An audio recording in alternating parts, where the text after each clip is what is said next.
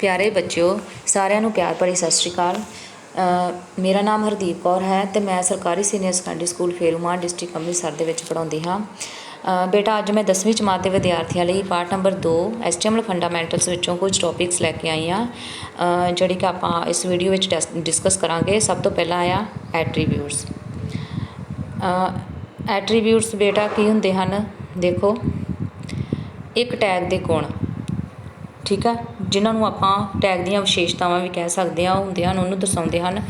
Tag की हुंदा आ, जो भी वैब पेज ते सूचना जिहड़ी प्रदर्शित करदे उन्होंने वो टैग अजिहियां हदायतां हुंदियां हन, ठीक है। तो एट्रीब्यूट बेटा टैग की एक विशेषता नूं दर्शाउंदा है।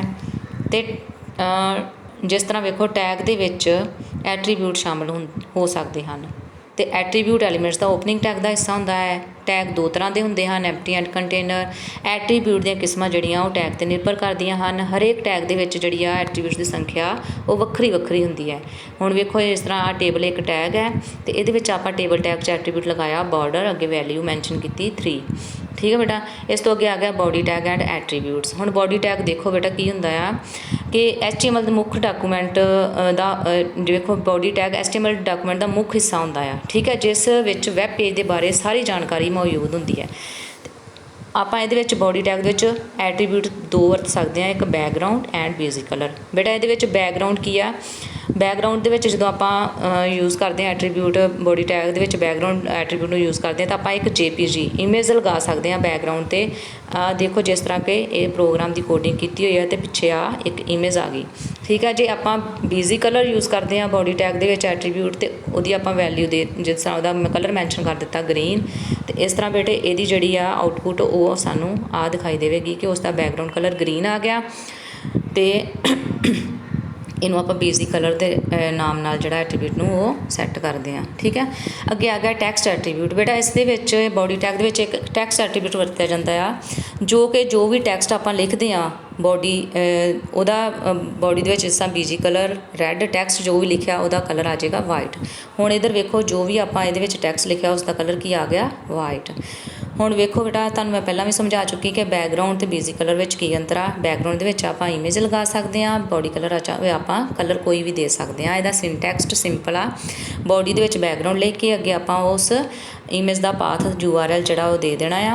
तो इहदे विच की आ वेखो जिद्दां टेबल बेसिक कलर, टेबल दे विच आपां बेसिक कलर देना चाहुंदे, बैकग्राउंड कलर उहदा कलर नेम इत्थे दे दांगे रैड ग्रीन ब्लू जो भी तुसीं देना चाहो, ठीक है। ये उदाहरण दित्ती हुई बेटा इस तरह इहदे विच। उस तो बाद अगे आ गया बेटा कि जिस तरह BG कलर लगा के एक प्रोग्राम बनाया, टैक्सट वाइट दिता, जो भी आपां टैक्सट बॉडी टैग तो बाद वेखो लिखा उहदा जिहड़ा कलर आ इत्थे वाइट आ गया, बैकग्राउंड इहदी रैड आ गई, ठीक है। अगे आ गया HTML डॉकूमेंट विच फॉर्मैटिंग। बेटा नैक्सट टॉपिक ਇਹਦੇ ਵਿੱਚ सब तो पहला ਆਪਾਂ हैडिंग टैग यूज़ करते हैं। हैडिंग टैग ਨੂੰ ਬਣਾਉਣ ਲਈ ਵਰਤਿਆ ਜਾਂਦਾ ਹੈ। ਇਹਦੇ ਵਿੱਚ बेटा ਵੇਖੋ ਕੁੱਲ ਕਿੰਨੇ ਪੱਧਰ ਹੁੰਦੇ ਆ, ਹੈਡਿੰਗ ਦੇ 6 ਪੱਧਰ ਹੁੰਦੇ ਆ, ਠੀਕ ਹੈ, 1 ਤੋਂ 6 ਤੱਕ ਜਿਨ੍ਹਾਂ ਨੂੰ ਅੰਕਿਤ ਕੀਤਾ ਜਾਂਦਾ ਆ, ਠੀਕ ਆ। ਹੈਡਿੰਗ ਇੱਕ ਹੀ ਫੌਂਟ ਵਿੱਚ ਸਾਰੇ ਪੱਧਰ ਦੇ ਹੈਡਿੰਗ ਇੱਕ ਹੀ ਫੌਂਟ ਵਿੱਚ ਹੁੰਦੇ ਹਨ, ਠੀਕ ਹੈ। ਇਹ ਇੱਥੇ ਯਾਦ ਰੱਖਣ ਵਾਲੀ ਗੱਲ ਆ। ਜਦੋਂ ਅਸੀਂ ਹੈਡਿੰਗ 1 ਤੋਂ ਲੈ ਕੇ ਹੈਡਿੰਗ 6 ਤੱਕ ਚਲੇ ਜਾਂਦੇ ਹਾਂ ਤਾਂ ਫੌਂਟ ਦਾ ਸਾਈਜ਼ ਘੱਟ ਜਾਂਦਾ ਹੈ। ਬੇਟਾ ਵੇਖੋ ਜਿਸ ਤਰ੍ਹਾਂ H ਇਹਦੇ ਵਿੱਚ ਆਪਾਂ ਦੇਤਾ ਲੈਵਲ 1, ਠੀਕ ਹੈ, ਉਹਨੂੰ ਆਪਾਂ ਜਦੋਂ ਲਿਖਿਆ ਕੋਡਿੰਗ ਦੇ ਵਿੱਚ ਇਹ ਐਂਗਲ ਬ੍ਰੈਕਟਾਂ ਦੇ ਵਿੱਚ ਲਿਖਣਾ H1 ਐਂਡ ਇਹਦਾ ਕਲੋਜ਼ਿੰਗ ਟੈਗ ਹੁੰਦਾ ਆ \H1, ਠੀਕ ਹੈ, ਐਂਗਲ ਬ੍ਰੈਕਟਾਂ ਦੇ ਵਿੱਚ। ਇਸੇ ਤਰ੍ਹਾਂ ਹੀ ਆਪਾਂ ਸਾਰੇ H1 H2 H3 and H6 ਤੱਕ ਜਿਹੜਾ ਆਪਾਂ ਇਹਨੂੰ ਦੇਖੋ ਇੱਕ ਪ੍ਰੋਗਰਾਮ ਦੇ ਵਿੱਚ ਲਿਖਿਆ ਹੋਇਆ, ਇਹਦੀ ਕੋਡਿੰਗ ਕੀਤੀ ਹੋਈ ਆ ਸਾਰੇ ਹੈਡਿੰਗ ਯੂਜ਼ ਕਰਕੇ। ਤੇ ਇਹਦੀ ਤੁਹਾਨੂੰ ਆਊਟਪੁੱਟ ਦਿਖਾਉਂਦੇ ਆ ਜਿਸ ਤੋਂ ਤੁਹਾਨੂੰ ਕਲੀਅਰ ਹੋ ਜਾਏਗਾ। ਵੇਖੋ ਹੈਡਿੰਗ 1 ਸਭ ਤੋਂ थोड़ा मोटे साइज च आया, हैडिंग 2 उतों छोटा हो गया, हैडिंग 3 होर छोटा, हैडिंग 4 होर छोटा। इस तरह जिहड़ा हैडिंग 6 जिहड़ा पद्धर आ वो सब तो छोटा जिहड़ा आ दिसेगा सानू इहदे विच हुंदा आ। पर फॉन्ट्स जिहड़ा इन्हां दा टैक्सट आ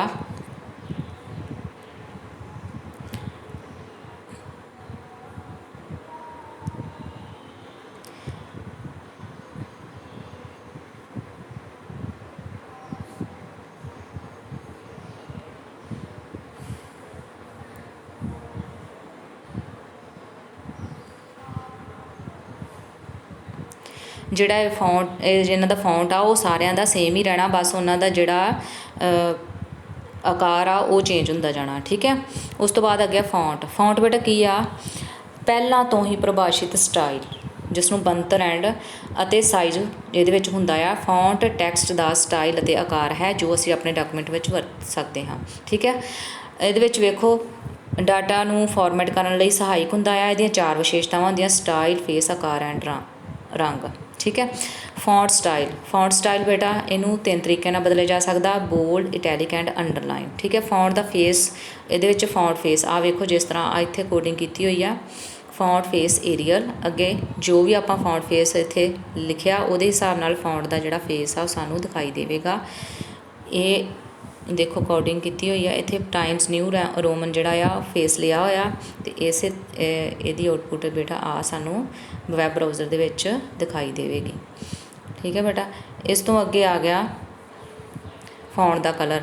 ਜਿਸ ਤਰ੍ਹਾਂ ਆਪਾਂ ਫੌਂਟ ਦਾ ਫੇਸ ਏਰੀਅਲ ਲੈ ਲਿਆ ਅਤੇ ਉਸੇ ਤਰ੍ਹਾਂ ਉਹਦਾ ਕਲਰ ਜਿਹੜਾ ਆ ਆਪਾਂ ਸੇਮ ਇੱਕ ਫੌਂਟ ਟੈਗ ਦੇ ਵਿੱਚ ਮਲਟੀਪਲ ਐਟਰੀਬਿਊਟਸ ਜਿਹੜੇ ਆ ਉਹ ਸੈੱਟ ਕਰ ਸਕਦੇ ਹਾਂ। ਠੀਕ ਹੈ, ਇਹਦੇ ਵਿੱਚ ਇਹਦਾ ਕਲਰ ਚੇਂਜ ਹੋ ਜਾਏਗਾ। ਹੁਣ ਦੇਖੋ ਜਿਸ ਤਰ੍ਹਾਂ ਆਪਾਂ ਇਹਦੇ ਵਿੱਚ ਫੌਂਟ ਦਾ ਕਲਰ ਲੈ ਲਿਆ ਰੈੱਡ, ਅਤੇ ਬੇਟਾ ਜਦੋਂ ਆਪਾਂ ਇਹਨੂੰ ਰੀਫਰੈਸ਼ ਕਰਾਂਗੇ ਵੈਬ ਬਰਾਊਜ਼ਰ ਦੇ ਵਿੱਚ ਆਪਣੀ ਆਊਟਪੁੱਟ ਦੇਖਣ ਲਈ ਤਾਂ ਸਾਨੂੰ ਇਹ ਆਊਟਪੁੱਟ ਜਿਹੜੀ ਆ ਬੇਟਾ ਦਿਖਾਈ ਦੇਵੇਗੀ। ਉਸ ਤੋਂ ਬਾਅਦ ਆ ਗਿਆ ਫੌਂਟ ਦਾ ਸਾਈਜ਼। ਸਾਈਜ਼ ਮਤਲਬ ਆਕਾਰ। ਇਹਦੇ ਵਿੱਚ ਬੇਟਾ 1 ਤੋਂ 7 ਤੱਕ ਦੇ ਮੁੱਲ ਹੁੰਦੇ ਹਨ।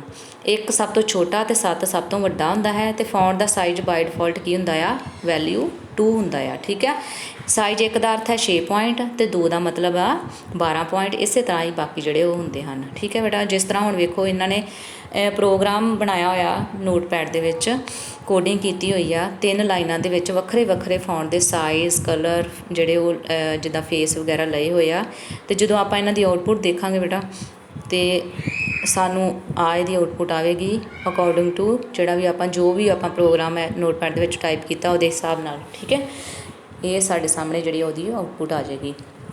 ਉਸ ਤੋਂ ਬਾਅਦ ਬੇਟਾ ਆ ਗਿਆ ਪੈਰਾਗ੍ਰਾਫ ਟੈਗ। ਪੈਰਾਗ੍ਰਾਫ ਕੀ ਹੈ, ਇਹ ਇੱਕ ਕੰਟੇਨਰ ਟੈਗ ਹੈ।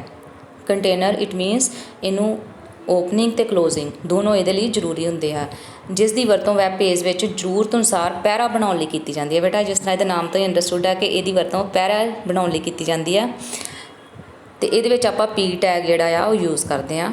ਵੇਖੋ ਇੱਕ ਪੀ ਟੈਗ ਇਹਦਾ ਇੱਕ ਦੇਖੋ ਆ ਜਿਸ ਤਰ੍ਹਾਂ ਪੀ ਹੋ ਗਿਆ ਇਹਦਾ ਸਟਾਰਟ ਵਾਲਾ, ਅਤੇ ਆ ਹੋ ਗਿਆ ਇਹਦਾ ਅੱਗੇ ਕਲੋਜ਼ਿੰਗ ਬੈਕ ਸਲੈਸ਼ ਦੇ ਨਾਲ। ਠੀਕ ਹੈ, ਇਹਦੇ ਵਿੱਚ ਐਟਰੀਬਿਊਟ ਵਰਤੇ ਜਾਂਦੇ ਆ align left, align justify, align centre. ਠੀਕ ਹੈ ਬੇਟਾ, ਇਹਦੇ ਨਾਲ ਇੱਕ ਪ੍ਰੋਗਰਾਮ ਜੋ ਨੋਟਪੈਡ ਦੇ ਵਿੱਚ ਬਣਾਇਆ ਉਸ ਦੀ ਆਊਟਪੁੱਟ ਬੇਟਾ ਅੱਗੇ ਤੁਸੀਂ ਦੇਖੋ ਕਿ ਜਿਸ ਤਰ੍ਹਾਂ ਵੀ ਉਹਦੀਆਂ ਜਿਹੜੇ ਐਟਰੀਬਿਊਟ ਲਗਾਏ ਹੋਏ ਸੀ ਫੌਂਟ ਦੇ ਵਿੱਚ ਉਹਦੇ ਹਿਸਾਬ ਨਾਲ ਉਹਦੀ ਆਊਟਪੁੱਟ ਜਿਹੜੀ ਆ ਉਹ ਵੈਬ ਬਰਾਊਜ਼ਰ ਦੇ ਵਿੱਚ ਜਦੋਂ ਆਪਾਂ ਪ੍ਰੋਗਰਾਮ ਰਨ ਕਰਾਂਗੇ ਤਾਂ ਸਾਨੂੰ ਇਹ ਦਿਖਾਈ ਦੇਵੇਗੀ।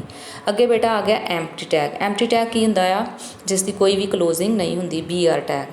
ਠੀਕ ਹੈ, BR ਟੈਗ ਹੁੰਦਾ ਬ੍ਰੇਕ। ਕੋਈ ਵੀ ਜਿਸ ਤਰ੍ਹਾਂ ਇਹਦੇ ਨਾਮ ਤੋਂ ਹੀ ਅੰਡਰਸਟੂਡ ਦੇਖੋ ਕਿ ਟੈਗ ਨੂੰ ਨਵੀਂ ਲਾਈਨ ਤੋਂ ਟੈਕਸਟ ਨੂੰ ਆਰੰਭ ਕਰਨ ਲਈ ਵਰਤਿਆ ਜਾਂਦਾ ਹੈ। ਹੁਣ ਕੋਈ ਲਾਈਨ ਆ ਉਹਨੂੰ ਆਪਾਂ ਚਾਹੁੰਦੇ ਹਾਂ ਕਿ ਇਹ ਜਿੱਥੇ ਵੀ ਆਪਾਂ BR ਟੈਗ ਯੂਜ਼ ਕਰਤਾ ਜਿਸ ਤਰ੍ਹਾਂ ਪ੍ਰੋਗਰਾਮ ਦੇਖੋ ਤਾਂ ਉਹ ਅਗਲੀ ਨੈਕਸਟ ਲਾਈਨ ਦੇ ਵਿੱਚ ਜਿਹੜੀ ਆ ਉਹ ਲਾਈਨ ਆ ਜਦੋਂ ਆਪਾਂ ਪ੍ਰੋਗਰਾਮ ਦੀ ਆਊਟਪੁੱਟ ਦੇਖਾਂਗੇ ਤਾਂ ਉਹ ਸ਼ੋ ਹੋ ਜਾਏਗੀ। ਦੇਖੋ ਜਿੱਥੇ ਵੀ ਆਪਾਂ BR ਟੈਗ ਲਗਾਇਆ ਉਹ ਲਾਈਨ ਨਵੀਂ ਲਾਈਨ ਦੇ ਵਿੱਚ ਅੱਗੇ ਆ ਗਈ। ਠੀਕ ਹੈ, ਅੱਗੇ ਆ ਗਿਆ ਪੈਰਾਗ੍ਰਾਫ ਅਤੇ ਬ੍ਰੇਕ ਟੈਗ ਦੇ ਵਿੱਚ ਅੰਤਰ ਬੇਟਾ।